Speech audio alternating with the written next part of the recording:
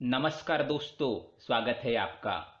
दोस्तों, भगवान श्री कृष्ण ने भगवत गीता में मनुष्य को भोजन करने संबंधी बहुत ही महत्वपूर्ण उपदेश दिया है। ये उपदेश मनुष्य की उन्नति करने वाला, उन्हें दीर्घायु दिलाने वाला तथा सभी प्रकार के रोगों से मुक्त रखने वाला है। जिस देह को स्वयं परब्रह्म ने प्रदान किया है, उन्होंने उस देह को शुद्ध और स्वस्थ रखने के लिए मनुष्य को उपाय भी बताए हैं। जो मनुष्य भगवान श्री कृष्ण द्वारा बताए गए इन नियमों का पालन करता है, उसका देह सदैव शुद्ध, स्वच्छ और विकारों से रहित तथा सद्गति प्राप्त करने वाला होता है। भगवान श्री कृष्ण ने भगवत गीता के माध्यम से मनुष्य को भोजन के प्रकार बताए हैं। किस प्रकार के भोजन से मनुष्य की प्रवृत्ति क्रोधी, क्रूर और राक्षसी बनती है और किस प्रकार का भोजन करने से मनुष्य सदाचारी, विनम्र और दूसरों के मन पर विजय प्राप्त करने वाला बन जाता है। मनुष्य जिस प्रकार का भोजन करता है, उसे उसी प्रकार का देह और विचार भी प्राप्त होते हैं। अतः धन की देवी माँ लक्ष्मी की प्राप्ति के लिए मनुष्य को उचित भोजन सामग्री का ही चुनाव करना चाहिए। मनुष्य चाहे गरीब हो या धनवान हो, वो चाहे राजमहल में रहता हो या वन में, उसे अपने देह की तृप्ति के लिए भोजन अवश्य ही करना चाहिए।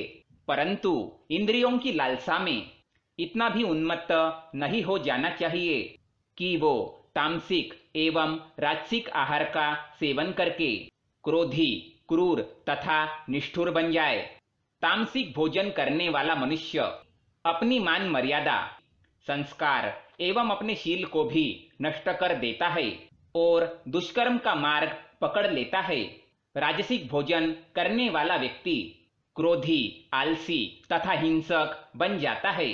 किंतु जो मनुष्य ईश्वर का नाम लेकर सात्विक भोजन का आहार लेता है, वह देह से तो शुद्ध होता ही है, साथ ही उसका मन भी पवित्र और सुंदर हो जाता है। ऐसे देह में ईश्वर सदा ही निवास करते हैं। आइए जान लेते हैं भगवान श्री कृष्ण क्या कहते हैं। भगवान श्री कृष्ण गीता में कहते हैं, देहधारी मनुष्य की प्रवृत्ति 3 प्रकार की होती है, सतोगुनी, रजोगुनी तथा तमोगुनी। वह उसी प्रकार अपना भोजन चुनता है। मनुष्य अपने इंद्रियों को वश में नहीं कर पाता, इसी कारण वह भोजन के स्वाद का आनंद भी लेता है। जो मनुष्य अपने इंद्रियों पर विजय पा लेता है, उसके लिए भोजन का स्वाद अधिक मायने नहीं रखता। वह तो केवल अपने देह को ऊर्जा प्रदान करने के लिए भोजन ग्रहण करता है। परंतु जिस मनुष्य के इंद्रिय उसके वश में नहीं रहते, वह स्वाद के लालच में तरह तरह के व्यंजनों को खाने की इच्छा रखता है।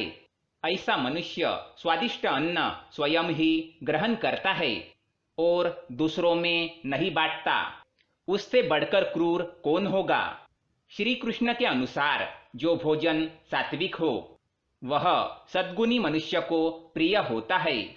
ऐसा भोजन आयु बढ़ाने वाला, जीवन को शुद्ध करने वाला तथा बल, स्वास्थ्य, बुद्धि तथा ऐश्वर्य प्रदान करने वाला होता है। इसमें गौ का दूध सबसे उत्तम माना गया है। उसके बाद धरती के गोद में उगाया हुआ अनाज और रसयुक्त फल भी सात्विक भोजन के श्रेणी में आते हैं। इसके पश्चात आता है रजोगुनी भोजन। जो भोजन अत्यंत तीखा, खट्टा, नमकीन, चटपटा, सूखा और जलन निर्माण करने वाला हो, वह भोजन रजोगुनी व्यक्तियों को प्रिय होता है। ऐसा भोजन रोग, दुख तथा शोक निर्माण करने वाला होता है। यह भीतर से देह को जलाता है और व्यक्ति को क्रोधी तथा क्रूर बनाता है। राजसिक भोजन खाने में तो स्वादिष्ट होता है, परंतु ये मनुष्य में कई प्रकार के विकार उत्पन्न करता है। इसके साथ ये व्यक्ति अधिक लालची और अहंकारी बन जाता है। तीसरा भोजन है तामसिक भोजन। तामसिक भोजन अर्थात अशुद्ध, बासी, दुर्गंध युक्त, खाने के 3 घंटे पूर्व बना भोजन जो ईश्वर को बिना प्रसाद चढ़ाए ही ग्रहण किया जाता है, वह तामसिक भोजन होता है। मांसाहार भी तामसिक भोजन के श्रेणी में आता है। ऐसा भोजन राक्षसी प्रवृत्ति के मनुष्य के लिए अति प्रिय होता है। जो स्त्री देवी देवताओं की पूजा करती है, उसे तो कदापि तामसिक आहार ग्रहण नहीं करना चाहिए। इससे उसको उसकी पूजा का कोई फल प्राप्त नहीं होता है। ऐसे स्त्री के घर से लक्ष्मी भी चली जाती है और घर में क्लेश और अशांति बनी रहती है। अतः हम जिस प्रकार का भोजन करते हैं, उसी अनुरूप हमारी प्रवृत्ति भी बन जाती है। बिस्तर पर बैठकर, दहलीज पर बैठकर भोजन करना सर्वथा अनुचित है। ईश्वर को, गौ माता को भोग लगाए बिना किया गया भोजन तामसिक होता है। ये मनुष्य को अधोगति की ओर ले जाता है।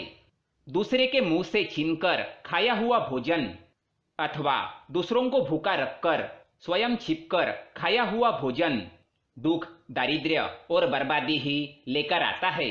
भोजन को सदैव ही बांटकर खाना चाहिए। भोजन करने से पूर्व मां अन्नपूर्णा का धन्यवाद अवश्य करना चाहिए और भोजन को कभी भी फेंकना नहीं चाहिए। जितना आवश्यक हो उतना ही भोजन लेना चाहिए। शास्त्रों में भोजन को परब्रह्म कहा गया है। अतः भोजन का अपमान साक्षात श्री कृष्ण का अपमान माना जाता है। इसलिए भोजन करते समय ये बातें ध्यान में रखें। अगर ये जानकारी पसंद आए तो वीडियो को लाइक करें, साथ ही चैनल को सब्सक्राइब करें ताकि ऐसे ही जानकारी वाले वीडियो आप देख सके। साथ ही कमेंट में जय श्री कृष्णा अवश्य लिखें। धन्यवाद।